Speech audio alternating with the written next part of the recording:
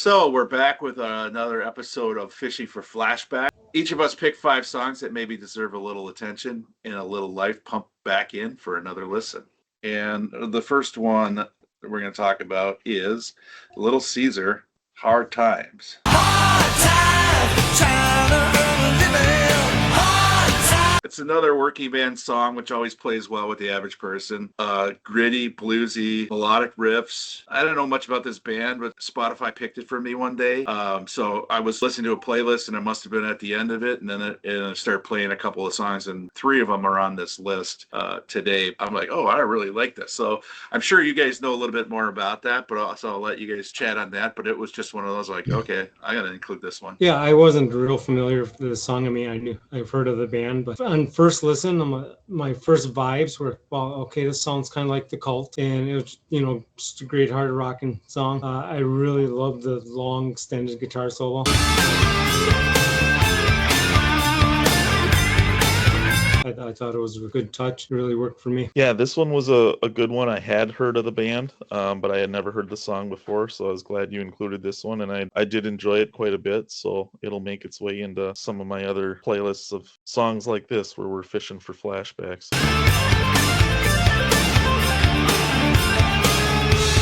What's funny is that since you brought this segment up of the last episode, there's just so much music out there that I either haven't heard or need to give a little bit more listen to. I feel like there's so much out there now, and I remember our very first episode, we were talking about how do we find new music. Well, there's old music that's new music. There's so much out there.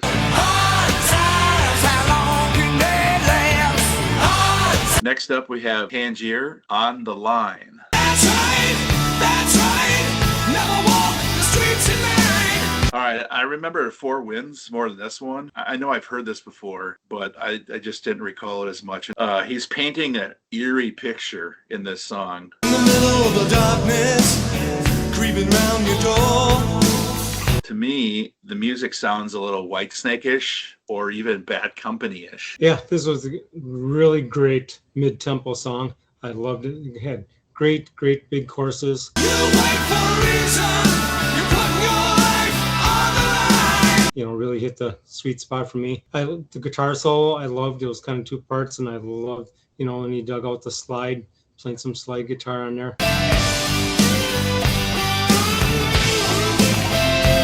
That was a good touch to me. Just another, great band from the Philly area. And it came around, Cinderella and Brittany Fox time. Great band. Yeah, I was really glad that you included this one for a listen, because this was one of those bands that I remember hearing about when they came out and just never got around to giving them a listen. If they weren't being played on the radio or dial MTV, or your friends weren't playing it, you had to go seek it out yourself and never got around to it. So listening to this one for the first time, yeah, like you said, it's like finding new music. The fact that it came out in 1989, it's still new to me if I've never heard it before. So another one that's going to get into heavy rotation for my listening pleasure, because I really enjoyed this one a lot. Can you get back home?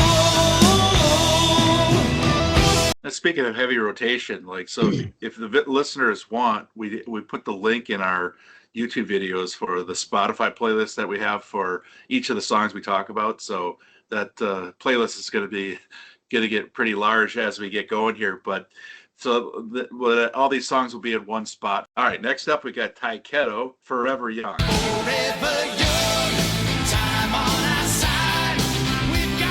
Really catchy. I would love to hear this live. Lyrically positive about life. We got tomorrow. We got tonight. Instead of we only got tonight. A lot of songs are like, oh, we only got tonight. But this one's like, okay, we got tomorrow too.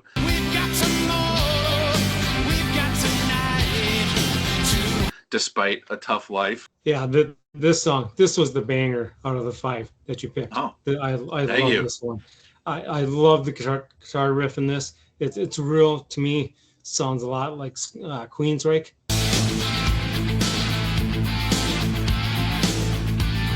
kind of like Empire type riffage. Yeah, just a killer track. Agreed 100%. Love this song. Unlike the other two that we just talked about from your 5, this one was already in one of my heavy rotation playlists. In fact, this whole album is pretty killer. So don't stop with just this song when it comes to Taiketo. In fact, I just recently saw that they're back together and coming out with a new album. Nice. They're still at it, so good for them. So maybe I get a chance to hear it live someday. I think there's a chance that you can. And how many songs are out there named Forever Young that are meaningful or whatever? So, I mean, I get it. It's not a unique title necessarily, but I felt this one when I heard it in Spotify, it was catchy enough to immediately put into one of my other playlists. And then when we thought about these Fishing for Flashbacks, I'm like, oh yeah, I got to get this one in there. Next up, we had Driving and Crying, Build a Fire.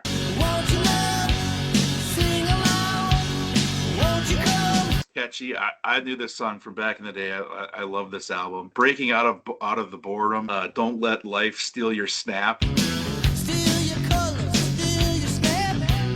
You can sing along to it and danceable.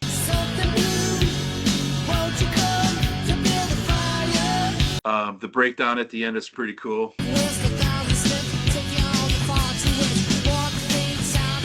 Yeah, this was a good tune. What I like about this band, they're really different sounding. They really have their own sound. They don't sound like anybody else to me. And I loved that it was kind of a 3-piece band sound, like a stripped down sound. It wasn't, layers on layers of guitars. It just sounded, one guitar player, bass player, drummer, all standing in a circle playing. I just really appreciated that.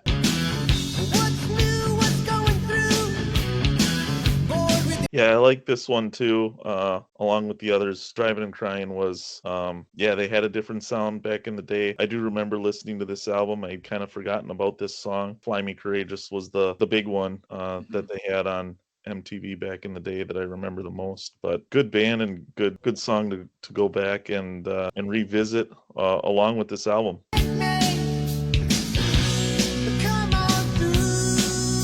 Okay, next up we got Ugly Kid Joe, Cloudy Skies.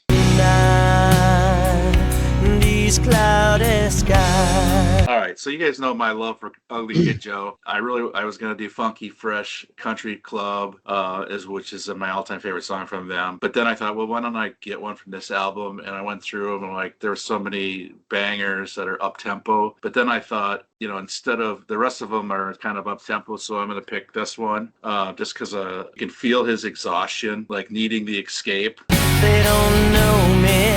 They don't know me. They don't. And no one is smiling. Not worth sticking around. It's been a while since anyone smiled. Just you and I, and the rest of the world seems against you. A place where we can hide. I love the mellow, chill vibe of it.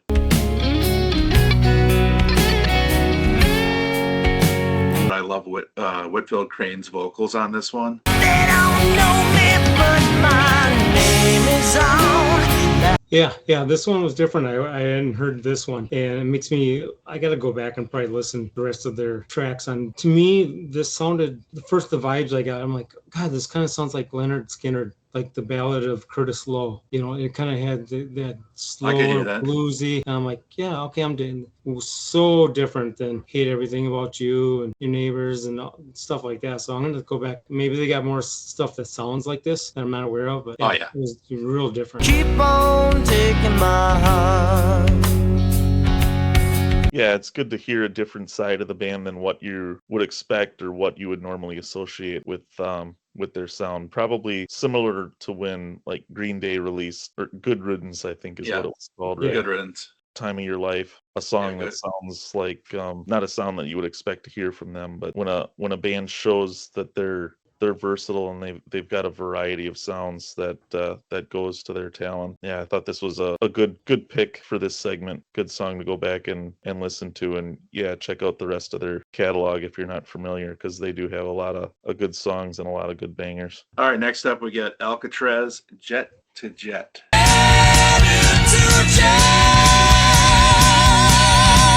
So this is one of those songs that it has one of those early 80s metal feel in that genre of, when Iron Maiden was pretty big. Ozzy, Judas Priest. Graham Bonnet was the singer on this album, who had just recently come over from Rainbow and had some success with former Deep Purple guitarist Richie Blackmore in that band, and of course future guitar maestro Yngwie Malmsteen was playing on this track before he went solo. So I thought that this one was a good one to dig out of the archives for some of that. It kind of helped bridge that sound between what was popular at the time and what was about to become more popular.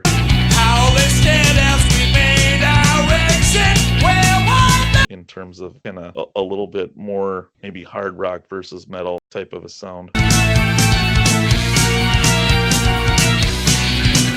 Yngwie was only in the band for the one record in 1 year. So Lars Lannerback, aka Yngwie Malmsteen. I don't know why he had to change. It's like, I always thought that was kind of weird. Both of them are difficult to say. Yeah, and right away you can hear, his Richie Blackmore influence on the, the verses and all that.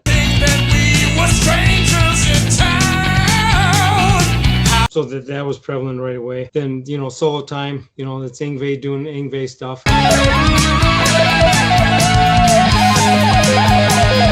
Yngwie only has one speed, full force. The only thing about this song, when I listen to it at times feels to me like Graham Bonnet was just trying too hard, and the vocals are just a little over the top to me.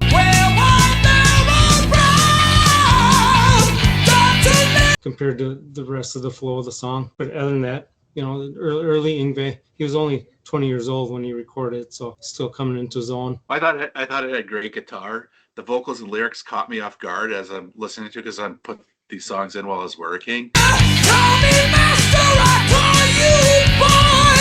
And so I'm like, what is he talking about? Slavery? What's he talking about? And then at one point, I thought I heard and I had to pull up the lyrics, and I still hear it sometimes when I'm re-listening to it. So I'm like, Brad, what kind of song did you have me listen to?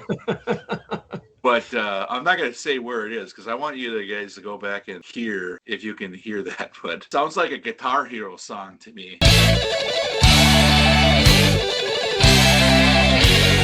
Great solo. I like how the vocals are talking about the difference in how the two societies live, and I guess it was because they went and played over in Africa or something like that, and the contrast between where they're from and what they saw there or whatever, but hit a little meaning to me as I was listening to it.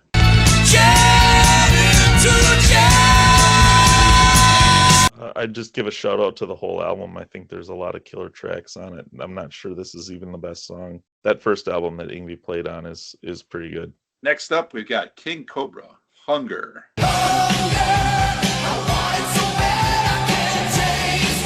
Yeah, this is another one of those tracks where I love the whole album. I wanted to give a taste of what their sound is. We had some callbacks in prior episodes to Night Ranger and Blue Murder.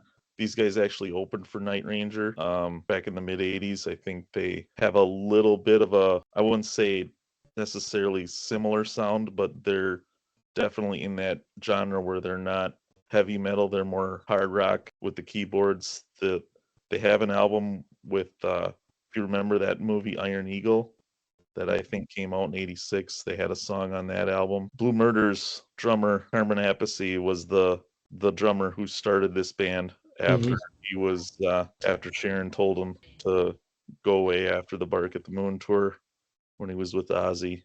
So I thought that they put together two really killer albums with this singer. I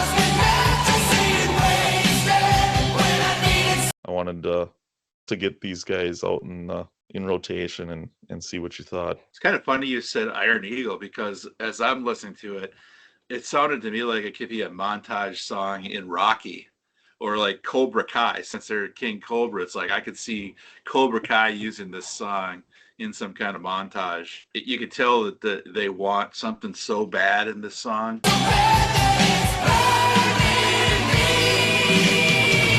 And then I thought a really decent solo.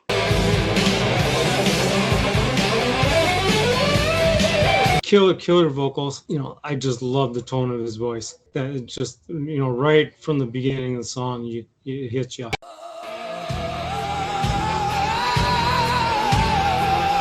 So yeah, great track, Carmen Appice, Mick Sweeta, and then later versions of the band, Mark Tureen. So basically, out of the shambles of King Cobra is where the Bullet Boys came from after that all kind of fell apart. But yeah, killer guitar work.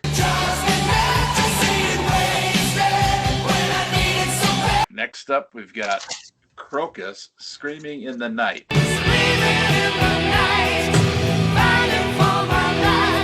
Yeah, this is my favorite Crocus song. I think it might have been their most popular back in the day. But this is one that I can play over and over. I've given a lot of the other, I don't know if I'd say a lot of the other, but some of the other Crocus songs a listen, and I didn't feel like they had the same feel as this one. This one really stood out to me as a really great song that stands on its own. So wanted to get this one in the listen area for us. Sons of vengeance, can you rescue me? Yeah, this is another killer track. I've had this in my playlist for a long time. I love the imagery of the lyrics. The wolves were out and howling most of the time. That stands out to me. The one thing I always, when I think of this song and I see the video, I don't know if you know the story about them and Susie Snyder, Dee Snyder's wife. So she designed the clothing for Twisted Sister. And so when they were out on tour, and so she was contacted to make the outfits for Crocus. She made them. Mark Strachey came to pick them up, and here just picking up from a woman. He's like, "Okay, thanks. I'm not paying you for them. I'm taking the outfits." And she was left like, "What do I do? I mean, Dee's on tour. Can't call him." Well, being in from Manhattan or Staten Island, her family roots. So she called up somebody, and somebody from a certain family send over a couple guys to have a talk with Mark. He paid up real quick. Oh, they made him an offer he couldn't refuse. Oh, yeah. And the other thing, and I don't know if you know it, so Mark Strachey, he was originally offered the vocal for AC/DC before they went for Brian Johnson, but he turned it down because Crocus was just up and coming, and he thought they were going to be the next big thing. And in hindsight, it's like the oops. For me, it feels dark right off the bat with the opening.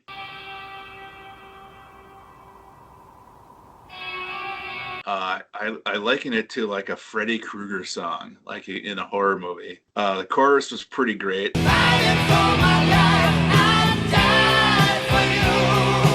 not really sure what the song's about. I tried to figure that out, but trying to tell a story, but I'm not really exactly sure what the story is. Yeah, I was trying to figure out what the heck a woe tree is that it's tied up to. They got me tied up to a woe tree. Next up, we've got Loudness. We Could Be Together.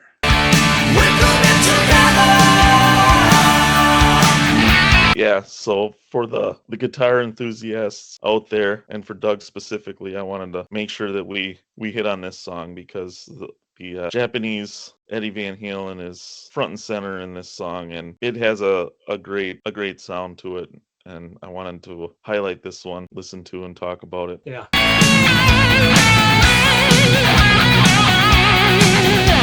Yeah, right off the bat, unmistakable Akira tone on the guitar. I could instantly recognize it, even if I didn't know it was a Loudness song.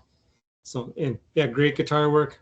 To me, it didn't seem like the chorus kind of fit the song.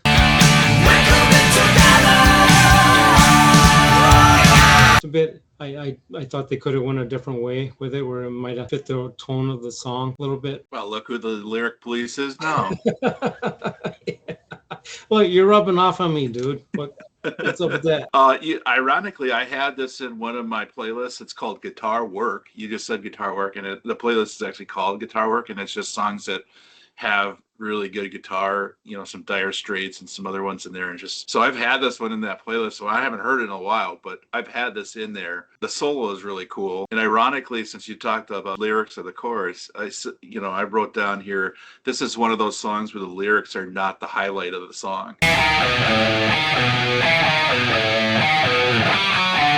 Because they're not great, but Like you don't care. Like he could be singing the phone book if they even make those anymore. He could be singing the phone book as long as the music that they're playing is what it's playing. I don't think the lyrics even matter what they're trying to sing about. And I could be wrong, but I thought I heard a story that on their first record, the singer didn't speak a word of English. So the whole record he was just memorizing, and so he had no idea what he was singing. So the probably the lyrics are really cool in his own language, and then it translates to something not so cool. Lost in translation. Right. I was looking at their discography, and they have an insane number of albums, like almost one every year for the last, I don't Really? know. Yeah. Yeah, and I know they've had a lot of lineups. I think Akira is just the one part of the. It's not Tokyo Gang.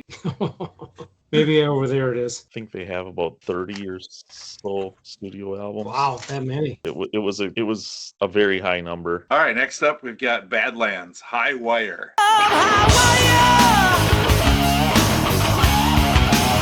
Yeah, I wanted to bring up this band because I think they've been forgotten a little bit. They came out right around the same time as Blue Murder, so since we talked about them last time, I wanted to squeeze these guys in and talk about them. Jakey Lee, who was playing with Ozzy, had this band started. Eric Singer, who ended up as the drummer for Kiss, was playing drums on this album, and of course Ray Gillen, the singer, his vocals kind of sore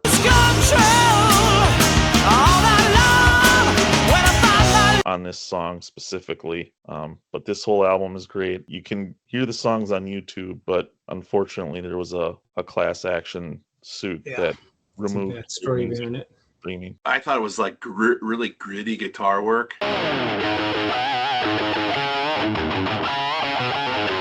It sounds like a harder version of Led Zeppelin to me.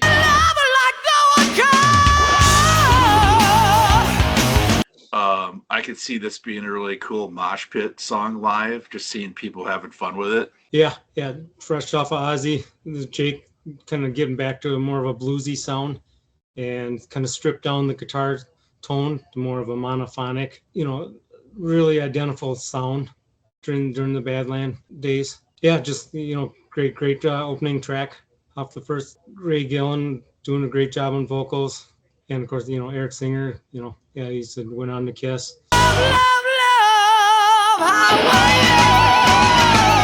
Don't know the story behind it, why it's not on Spotify or it's pulled. Right at the end of the first record and first tour, Ray Gillen was starting to look a little sick, and Jake even noticed that he was getting real thin.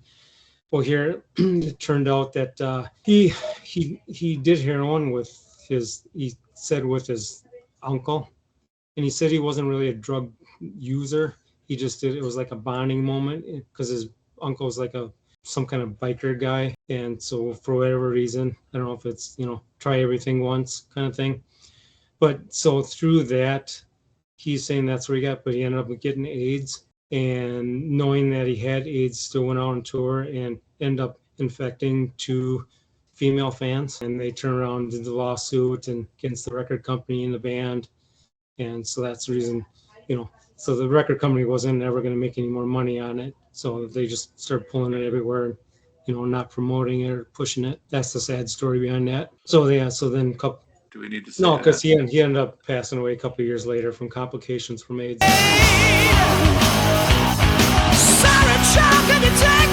Next up, we have Keel, Somebody's Waiting.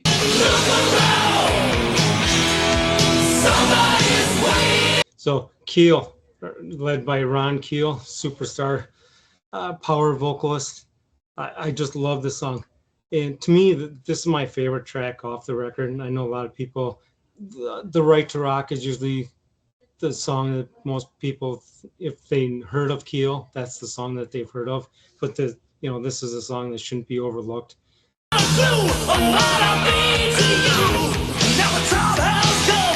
And so Ron Keel actually has a tie-in with Yngwie that we were talking about earlier. So his first band, Steeler, was the band that Yngwie was brought over from Sweden to be a part of. The band put together by Mike Varney. It was supposed to be a showcase for Ron's voice, but then you get the Swedish freak come in there soloing a million miles an hour and quickly overshadowed everything else. That band didn't last that long. And then he went on to move on to Alcatraz and then went on, to a solo career. And the guitar player, Mark Ferrari, a great, great guitar player.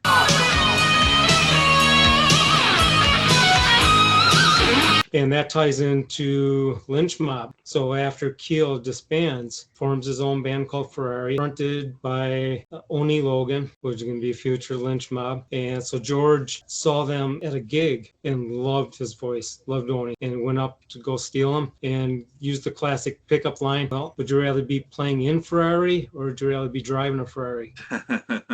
and so that's all he stole Oni from Ferrari and became Lynch Mob. But yeah, great song if anybody hasn't heard it. Well, I've been wondering. Give it a shot.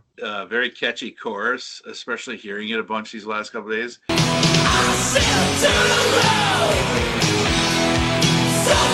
Not really sure what it's about. Again, another one of those where I'm not sure. I got a little, sounds a bit to be like Quiet Riot-ish.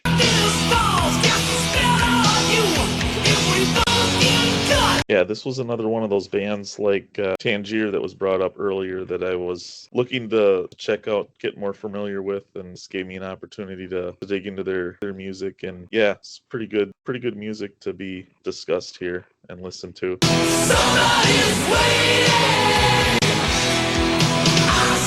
Next up, we've got Jackal, Reach For Me.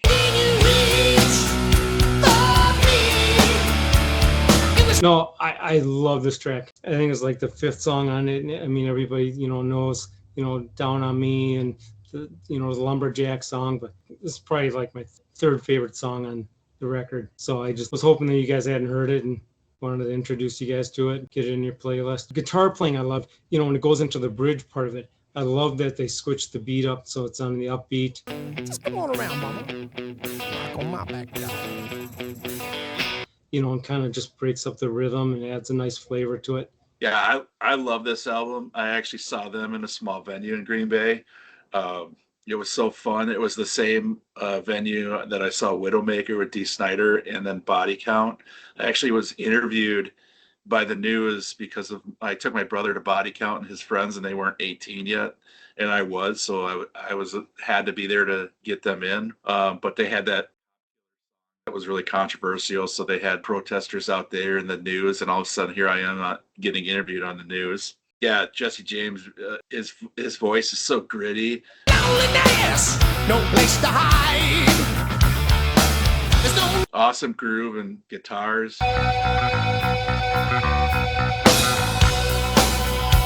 A nice little breakdown, and then the song drops again. My back down. Then you reach. I think that's what you were talking about earlier. I love the full throttle saloon show. Jackson and I actually drove out of our way when we went to South Dakota to see it. It was during the day and it was closed, and there was no Sturgis rally or anything like that, so it was ghost town. But I got to at least see where it was being filmed and held. And I also saw them with you at the Myth. So yeah, I actually love this band, and actually Down on Me is one of my all-time favorite songs.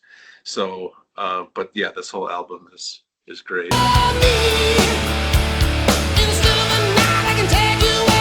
Jackal, great song, great album. They're still touring, they're still making their way to Green Bay, I think just about every year, so you can still go see them. And when did this album come out? 92, 93? I think it would be 92. 92, yeah. 92. So I think the biggest fact check question that I would have is this the only band from the genre that started out and had success after the grunge came and crushed them? Because in that album, 92, that is 33 years ago, 34 years ago, and the majority of their set list is this album. So without it, they probably wouldn't have. I mean, they were able to launch afterwards, after the record industry turned them back on that genre. So they're kind of an anomaly in the industry. What do you think it was because of the gimmick with the Lumberjack song? Because the reality is that's not even one of the best songs in the album. There's so many great songs on that album, and it was something different. I know Eddie Van Halen has done stuff, and other guitar players have done stuff with power tools and whatnot, but it was seeing it live in Green Bay. He took the chainsaw out and sawed a big tree stump. So I mean, again, it was, I guess maybe a gimmick, but it was fun. Yeah, I think the gimmick probably helped. I think they made themselves accessible because they were one of those bands when they started out that was known for playing free live shows in parking lots, weren't they? Didn't they play at a record, like an exclusive company parking lot or something like that, or Taco Bell? I don't remember seeing a Jackal video on MTV. Maybe there was. I just remember listening to it in our friend's car, hearing we got to go see them live. They're gonna come play here. Yokiro Lumberjack.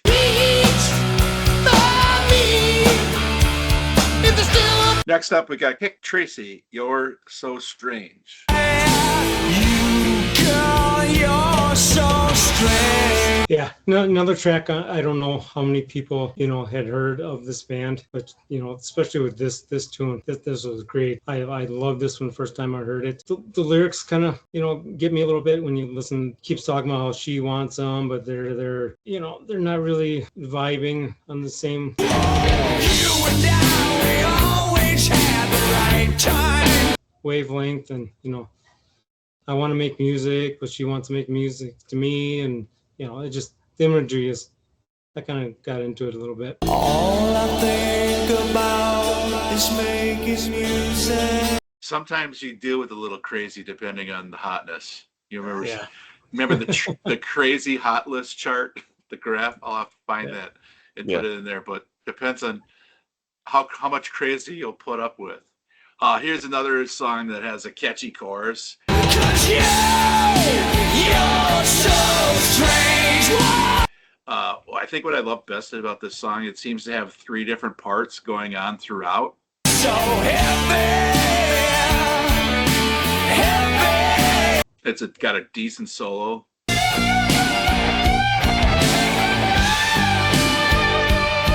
And you just said it, but the lyric, all I can think about is making music, and all she thinks about is making music to me. That's a pretty cool line. Yeah. Is making music to me. Yeah, love this song. Love this whole album. This was another one, like Taiketo and King Cobra is in my playlist of songs from the archives that is in heavy rotation.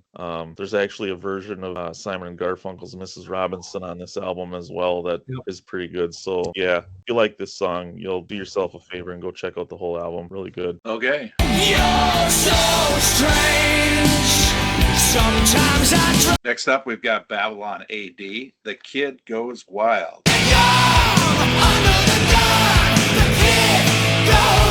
Yeah, AKA the Sam Kinison song. Yeah. I love this one. Love this whole album front to back. And so in this song, so this was actually released as a 3rd single, but the band didn't want it released. They were slated. They wanted their ballad desperate to be released, because every band out there kind of doing the same formula where you had to get the power ballad out there. And then the studio came out and told them that we have an option to get this song on the RoboCop 2 soundtrack.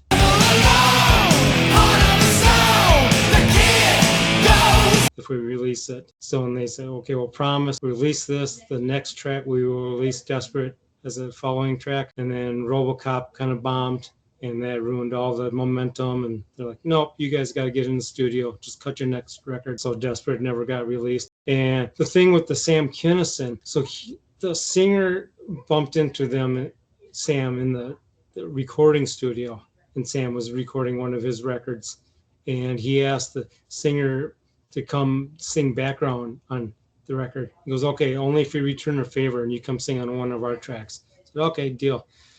So they had a different breakdown written out for Sam, and so Sam goes, okay, let me listen to the track, listen to it twice, and ripped up their lyrics. Goes, no, I got this.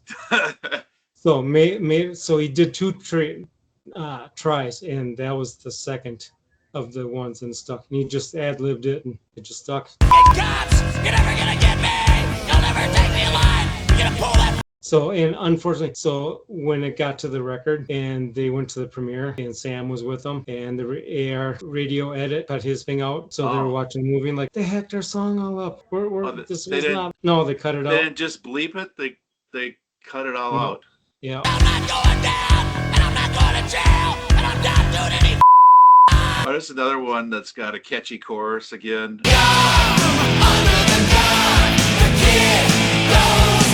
I'm not sure the point of the senseless unaliving that's happening in this song. I didn't get that. I do love the Sam Kinison cameo, and like I was pretty shocked the first time I heard it, and like I said, before I share an office with my wife now, and she turns to like, is that comedian that does a lot of screaming? This is my night. I'm alive. I'm like, yeah, it So is. was this the first time you heard it? This is the first time I heard this. Okay, cool. Yeah. So again, it was like, oh wow, that's Sam Kinison. But now I've heard it probably 30 times since we've brought it up. Yeah. So I'm not as shocked, or I'm ready for it to come. But again, I'm not understanding what they're singing about or why he's going on this rampage. Yeah. You know, and of course, all this is pre-Columbine and all the other shootings. And, when it came out, we were a little less sensitive to it as we are now. yeah, I mean, Pumped Up Kicks doesn't have the exact lyrics that goes on here. Yeah, this track, another one like the Kick Tracy track that we just talked about. This one's been in my library for a while. Great song on a great album. The whole album is great. Bang Go the Bells. There's The Hammer Swings Down. Yeah. Yeah. If you like this one, go check out the whole album. A lot of good stuff on there.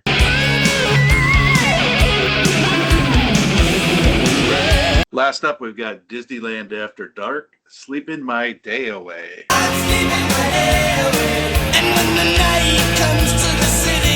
Yeah, I love this one from the very first time I heard it. And it's kind of, to me, a lot like Driving and Crying, where they totally have their own sound. I mean, and just the guitar tone is so haunting to me with lots of reverb. It is really catchy.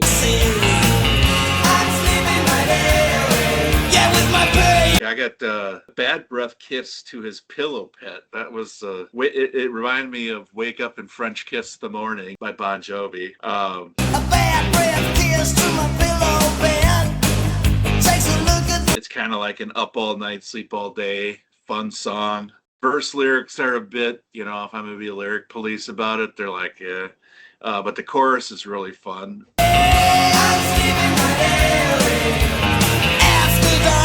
And again, hearing this song over and over, it helps the workday when I hear a song like this.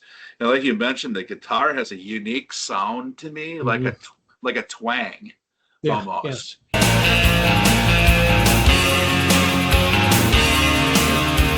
And so that was different. I'm glad all these songs, but I'm glad you brought this one up to my attention. I didn't know that they had pillow pets when this was. So is that what they always called your pillow? Is a pillow pet?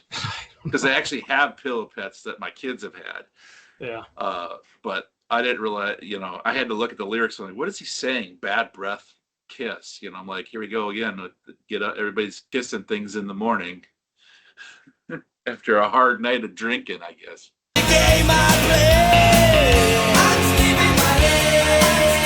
Yeah, this was yet another one, Doug, with your song list. I think you really hit it out of the park for me because I've had this one in my library for quite some time. I remember seeing this video on MTV, and back in the day, talking like paper route money would have been my income. So going and spending $10 on a tape when you've only heard one song, I took a chance on this one, and was glad I did because the whole album is great. I love a lot of the other tracks on this one. I don't know if this one's even my favorite. I really groove on Jihad and Rim of Hell, and there's a lot of other good songs on this album that I've had for a long time. So this is another one that's in heavy rotation. So yeah, if you like this one, check it out. Hopefully it's a gateway song. Some fans that hadn't heard it before. Well, I'm definitely intrigued just by the names of the songs. And, I get a little chuckle at some of these lyrics and whatnot. But, well, we want to know what your 5 songs are. Put them in the comments. Let us know there's songs that we haven't touched on yet that you'd love us to give a listen to.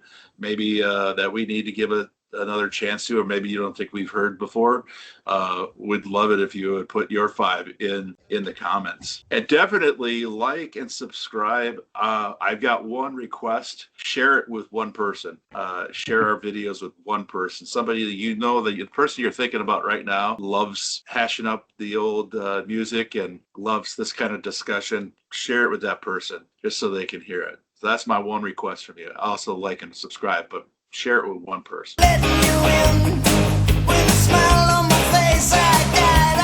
Anything else, guys? I just got one thing I noticed this week that I think you guys will find interesting. We were talking about last week. So John Sykes. Wait. Do we got a bonus news update with Doug? Yeah. Yeah. Okay. We didn't get as much singing. You said just wait. There's more where that came from. Oh. I didn't hear any more. You psyched me out. So John Sykes was recording a record right before he died, and Golden Robot Records is now releasing that. It's a 5-track CD. Where are they? I think I saw February 13th is one of the dates. Is it? Okay. Yeah. So they said that, where was their statement? Said that they're releasing it to honor John, completing what we started together and sharing his music with the fans who loved him. It is wrapped in respect, gratitude, and deep admiration for an extraordinary musicians. For fans new or old, this is more than a song. It's a moment, a memory, and a final salute to a true guitar legend. So John Sykes fans, look out for that. Well, since we're talking news too, that I want to hear you guys' take on both of these. Now, I only heard a little bit of the new Def Leppard song, so I want to hear what you guys have to say if you've heard it. I just heard the end of it in the Burger King drive-thru, but I heard a lot of good things, and it's one of those where I probably have to hear a few times. And then I wanted to know if you guys, I guess John Corabi, how do you say his name?